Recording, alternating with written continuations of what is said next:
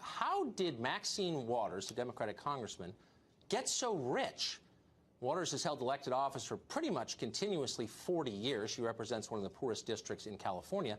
Yet somehow she lives in a $4.3 million mansion in one of the richest and whitest neighborhoods in L.A., which, by the way, is not even in her own district.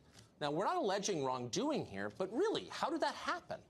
The New York Times talked to Waters recently, and here's how she responded to this show in our question. Quoting now, "I own several properties. The way me, talked about it is, what right does an African-American woman have to do well? He doesn't know anything about my investments, about the house that I've lived in for 25, 30 years.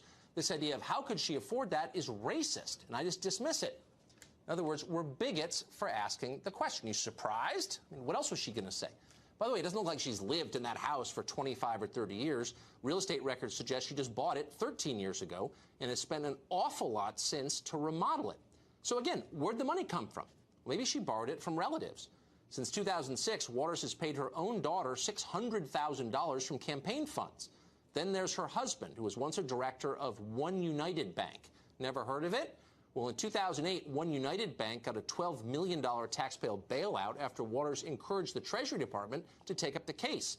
At the time, she did not disclose that her husband had worked there or that she still had stock holdings in that bank. Maybe those are the investments she mentioned.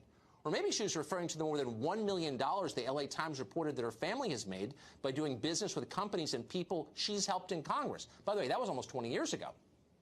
Now, some people think all this looks a little unseemly, if not criminal. One liberal group ranked Waters as among the most corrupt members of Congress. We are withholding judgment on that, despite the Congresswoman's name-calling, but we really would like a real answer. We've asked Waters to appear on this show many times to explain, and we're going to keep